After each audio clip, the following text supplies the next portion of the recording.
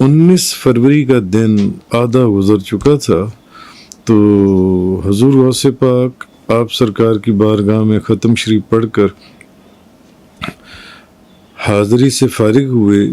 تو دوستوں کے اصرار پر دوست کہنے لگے کہ حضور لنگر خانے میں لنگر شریف کھانے چلتے ہیں. تو دوستوں کے اصرار پر لنگر خانے میں لنگر شریف کھانے چلے گئے. تو بغداد شریف میں حضور غوث اعظم شیخ عبدالقادر جیلانی کے عرس مبارک پر جب وہ لنگر خانے میں پہنچے تو لنگر شریف کا اس قدر وسیع انتظام دیکھ کر سب کی آنکھیں کھلی کی کھلی رہ گئیں، کیونکہ آج تک زندگی میں جتنے بھی بزرگوں کے عرس پر لنگر شریف کا، ان کے عرائض پر لنگر شریف کا انتظام دیکھا تو یا تو دسترخوانوں پر دیکھا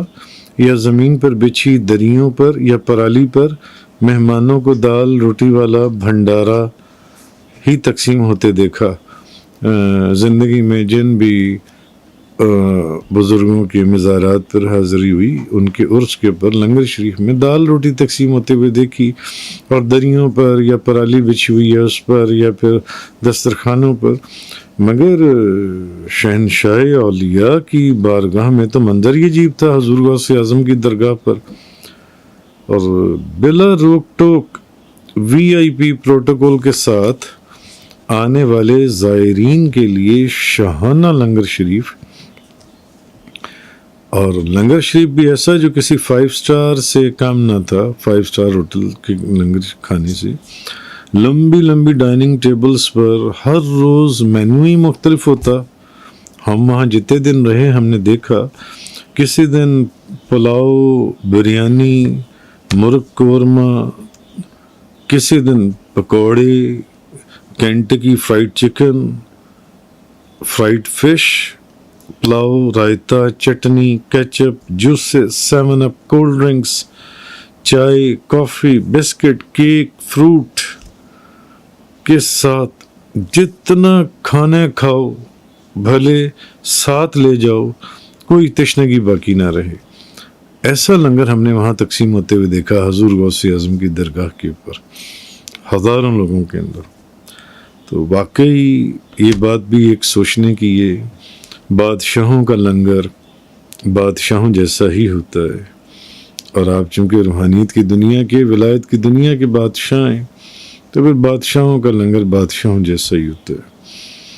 تو کلندر پاک مجھے بابا سعید راج الدین قادری رحمۃ اللہ علیہ کی بات یاد آ گئی. ماہانہ اور سالانہ 11ویں شریف کی نیاز تقسیم کرتے وقت اکثر اپنے غلاموں کو فرماتے فلاں کے برتن یا فلاں کی جھولی میں صبر کا عطا کر دو. تو بندہ ناچیز نے ایک مرتبہ میرے ماموں شبیر صاحب ہیں، ان سے میں نے پوچھا کہ یہ، کیونکہ وہ بھی وہاں جایا کرتے تھے بابا سعید راج الدین کی بارگاہ میں نے پوچھا کہ یہ جو بابا جی فرماتے ہیں صبر کا عطا، اس فلانے کو صبر کا عطا دے دو، اس کا مطلب کیا ہے؟ تو وہ فرمانے لگے کہ یعنی وہ بابا جی فرماتے ہیں کہ اس شخص کی جھولی میں اتنا ڈال دو کہ اس کو مانگنے کی مزید خواہش ہی نہ رہے اور دل میں کوئی حرص باقی نہ رہے. بہرحال حضور غوث اعظم کی درگاہ پر یہ شاندار انتظامات دیکھ کر ہم سمجھے کہ یہ تمام انتظامات وہاں بغداد شریف کے جو مقامی لوگ ہیں درگاہ کے، یہ انہوں نے کیے ہوئے ہیں. یعنی ہمارے ذہن میں خیال آیا کہ یہ اتنے وسیع لنگر کے انتظامات جن سے ہیں کہ پلاؤ بریانی مرغ قورمہ پکوڑے Kentucky fried chicken fried fish pulao raita chutney ketchup juices 7 up cold drinks چائے کافی بسکٹ کیک پھر فروٹس طرح طرح کی ذات کے، اور جتنا کھانا کھاؤ جتنا چاہے اپنے ساتھ ہوٹلوں میں لے جاؤ جو دور دور سے درگاہ کے اوپر آئی ہوئی ہیں عرس مبارک کے اوپر. تو ہم یہ تمام انتظامات دیکھ کر ہم یہ سمجھے کہ یہ تمام انتظام جو ہیں وہاں کے مقامی لوگوں نے کیے ہوئے ہیں. مگر حیرت کے ساتھ ساتھ خوشی بھی ہوئی جب پتہ چلا کہ حضور غوث اعظم نے اپنے عرس پر آئے ہوئے جو مہمان ہیں ان مہمانوں کی خدمت کے لیے بھی پاکستان کا انتخاب کیا ہوا ہے، اور یہ بھی پاکستان کے شہر فیصل آباد کا ایک شخص حاجی حنیف نامی کوئی صاحب ہیں جن کو یہ سعادت دی ہوئی ہے کہ وہ وہاں بغداد شریف میں آنے والے پوری دنیا سے جو حضور غوث اعظم کے مہمان ہیں ان کے لنگر کا انتظام وہ شخص کرتا ہے. تو لنگر شریف سے فراغت کے بعد جب لنگر شریف کھا لیا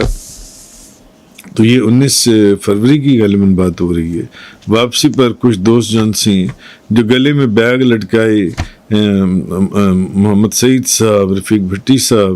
جو محسن اعظم فی مناقب غوث اعظم کتاب محسن و زبان محسن، پوری دنیا سے جو مہمان بغداد شریف عرس مبارک میں آئے ہوئے تھے یہ کتاب مہمانوں میں تقسیم فرما رہے تھے. تو ان کو ہم نے اشارہ کیا کہ بھئی ہم تو ہوٹل جا رہی ہیں، آپ لوگ بھی یہ تقسیم کر یا جب فارغ ہوں تو آپ لوگ بھی آ جائیے گا. جزاک اللہ.